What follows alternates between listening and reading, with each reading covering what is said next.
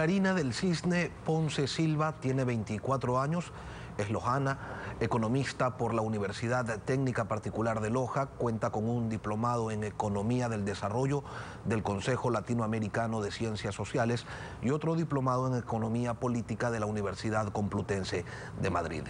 Es docente en la Universidad Estatal de Milagro y cuenta con una larga trayectoria de representación estudiantil. Buenos días, economista Ponce, bienvenida a Contacto Directo. Muy buenos días, Lenin, un saludo a todos los ecuatorianos. ¿Por qué razón usted quiere formar parte del Consejo de Participación Ciudadana y Control Social? Los jóvenes somos la nueva fuerza que permitirá definitivamente construir un Ecuador plenamente participativo, incluyente y sobre todo transparente. Nos indigna en realidad que el Ecuador se encuentre en el lugar 117 de 180 países en el índice de percepción de la corrupción según Transparencia Internacional, y esa realidad debe reverse, es decir, se debe convertir a la ética y a la honestidad en principios básicos en todas las funciones del Estado. Hace pocos días Diario El Telégrafo la vinculó con el correísmo. ¿Es esa su línea política? No, definitivamente pedimos incluso derecho a la réplica. El Diario El Telégrafo nos manifestó sacar aquella réplica, hasta el día del momento estamos esperando, no por haber trabajado en una universidad pública, un instituto público y un mes en una institución pública quiere decir que tengamos vinculación directa con algún expresidente y sobre todo el gobierno anterior. Creemos definitivamente que como jóvenes somos capaces de superar aquel antagonismo del correísmo y construir una alternativa que permite en realidad generar una senda de futuro. Y aquí voy a aclarar algo adicional. El Banco Interamericano de Desarrollo manifestó que alrededor de 70.000 millones de dólares se mal utilizaron durante los últimos 10 años por casos de corrupción. Eso en realidad es lamentable. Para hacernos una idea de cuánto dinero representa aquello, son 2 veces el presupuesto general del Estado del año pasado. Por tanto, el Consejo de Participación Ciudadana y Control Social definitivo tiene la gran tarea de representar al país y de demostrar que se puede luchar contra la corrupción y que de esa manera se puede recuperar los recursos públicos y velar por su correcto manejo. ¿Considera usted que se debe revisar lo actuado por el Consejo de Participación Transitorio? El Ecuador en este momento lo que más necesita es seguridad jurídica. De ninguna manera se podría venir, estamos en un momento para darle inestabilidad al país de rever todo lo actuado. Más bien el trabajo del Consejo de Participación Transitorio debe ampliarse a nivel provincial, es decir, se debe hacer una limpieza integral del sistema de justicia, sobre todo, así como se barren las casas desde arriba hacia abajo, se debe depurar a los malos funcionarios y de esa manera poner un énfasis muy grande en el control del público dentro de cada una de las delegaciones provinciales, porque ahí es el trabajo donde ha faltado. Además, una de las tareas que ha hecho el Consejo Transitorio en tratar de oxigenar estos espacios de la función pública, lo que le ha quedado pendiente ha sido pedirle cuentas al señor Jarrín y a la señora González por alrededor de 3.137 denuncias que fueron archivadas por la corrupción. Estas personas aún siguen por las calles tranquilas, cuando en realidad deberían rendirle cuentas al país sobre qué es lo que pasó en esa administración, que a propósito fue de forma tramposa seleccionada desde la organización a la que pertenezco, Juventud Contracorriente Ecuador, por más de 12 años de trayectoria por la lucha de los derechos humanos. Incluso denunciamos aquel concurso tramposo en el año 2015. Dentro de su propuesta consta un gobierno abierto, participativo.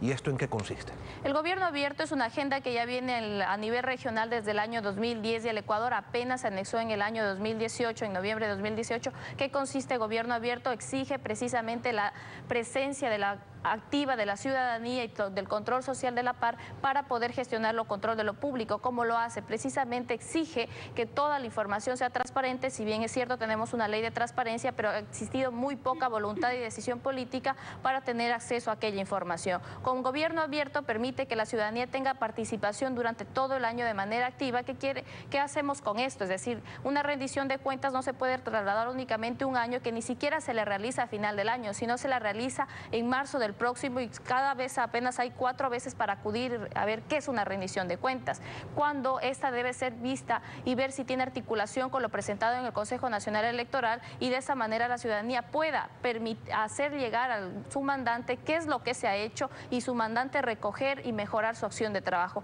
Estas rendiciones de cuentas han estado acostumbradas a hacerse mítines políticos y shows festivos, cuando eso no es la verdadera génesis de una rendición, y lo que es controlar y gestionar los recursos públicos para que no sean mal utilizados, como había manifestado, de 70.000 millones de dólares perdidos en los últimos 10 años. Luchar contra la corrupción, ¿qué hacer para que esa facultad primordial del quinto poder se ejecute de manera amplia y no sea simplemente un enunciado constitucional que no se cumple?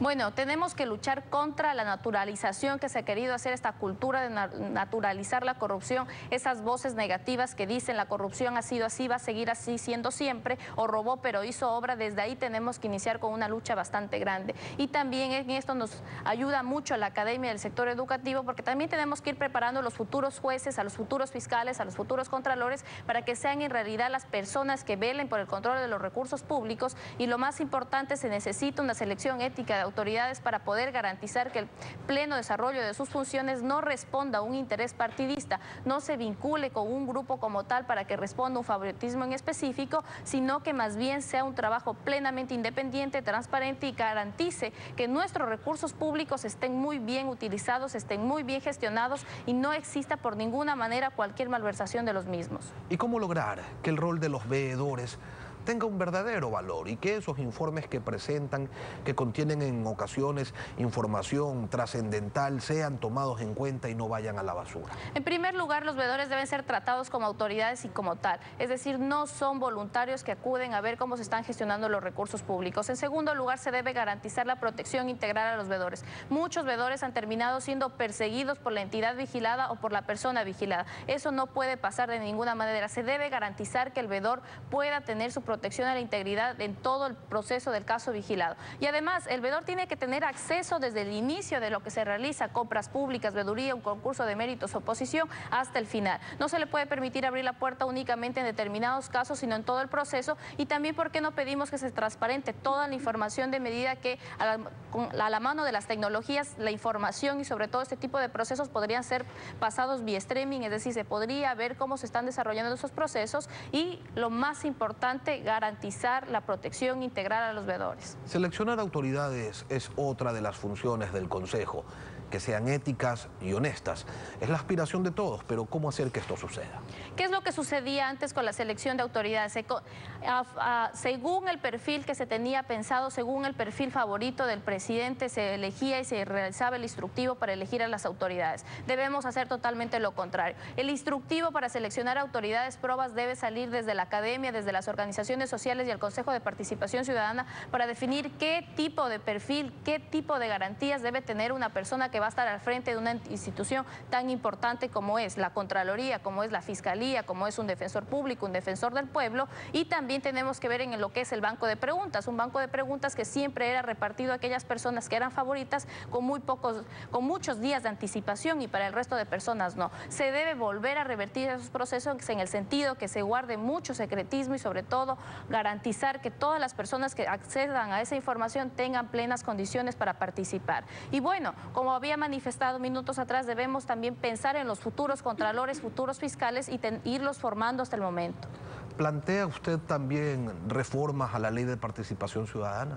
Se necesitan reformas y voy a citar un caso. El Código de la Democracia no está articulado a la ley de participación ciudadana. En el Cantón de Loja se revocó el mandato al ex alcalde José Bolívar Castillo por mayoría popular, pero sin embargo el Código de la Democracia no prohíbe que una autoridad revocada sea nuevamente tenga el impedimento de participar. De esa manera, en este momento tenemos nuevamente al señor José Bolívar Castillo en la lida electoral, cuando debería haber una restricción para aquellas personas que por una iniciativa popular normativa, como es la revocatoria del mandato, no vuelvan a poderse postular. Y eso también tiene que ampliarse para aquellas personas, para darles una verdadera muerte política, quienes han estado involucrados en malversación de fondos públicos. No puede ser posible que en el país tengamos 2 concejales que asisten a las sesiones de Consejo Municipal con grillete electrónico. Ese es un insulto en realidad a la dignidad ciudadana y el trabajo honrado. Ese tipo de cosas deben articularse en la Ley de Participación Ciudadana y en el Código de la Democracia, que son leyes a la par. Y voy a citar algo adicional. El COTAD en el artículo 3.3 es muy claro y expresa que las autoridades que no permitan ejercer los mecanismos de participación de forma activa